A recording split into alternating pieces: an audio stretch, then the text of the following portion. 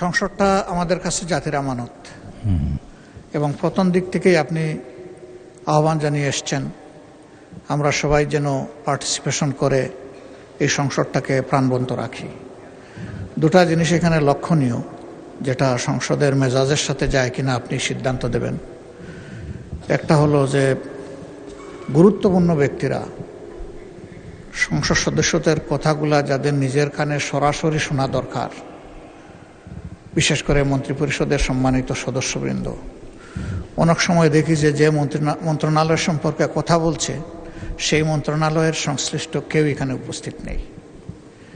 তো এই যে অনুপস্থিতির একটা ব্যাপার, বিশেষ করে সিনিয়র লিডারদের, এইটা আমাদেরকে আহত করে। 2 নম্বর, সংসদ চলাকালীন সময় মাঝে মাঝে আমরা লক্ষ্য করি কোনো জায়গায় 4-5 জন মিলে আরেকটা মিটিংয়ের মতো চলতেছে। একদিকে সংসদে গুরুত্বপূর্ণ আলোচনা হচ্ছে, আপনি নিজে অ্যাটেনশন দিচ্ছেন, আমরা বুঝার শোনার চেষ্টা করতেছি, আবার ওইদিকে এগুলোও চলতেছে।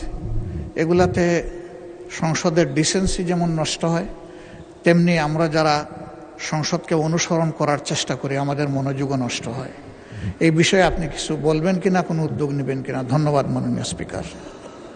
তার উত্থাপিত প্রথম প্রশ্নটি অত্যন্ত গুরুত্বপূর্ণ। বাজেট অধিবেশন চলছে, গুরুত্বপূর্ণ মন্ত্রী, বিশেষ করে যাদের সম্পর্কে এলাকার দাবি দাওয়া নিয়ে মাননীয় সদস্যগণ বক্তব্য রাখেন, যেমন হাসপাতালের কারণে, হাসপাতালের অব্যবস্থার কারণে স্বাস্থ্যমন্ত্রীকে তারা অনেক কিছু বলেন, আইন শৃঙ্খলার প্রশ্নে স্বরাষ্ট্রমন্ত্রীকেও কিছু বলেন, এবং এলজিআরডি মন্ত্রী অবশ্যই এখানে থাকেন, তার ব্যাপারে সবসময় তারা দেয়।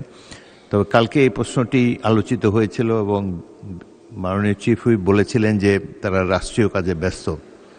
তো যাই হোক, আমি আবারও আজকে তাগিদ দিলাম, কোনো রাষ্ট্রীয় কাজ সংসদ অধিবেশনের চাইতে বেশি গুরুত্বপূর্ণ নয়।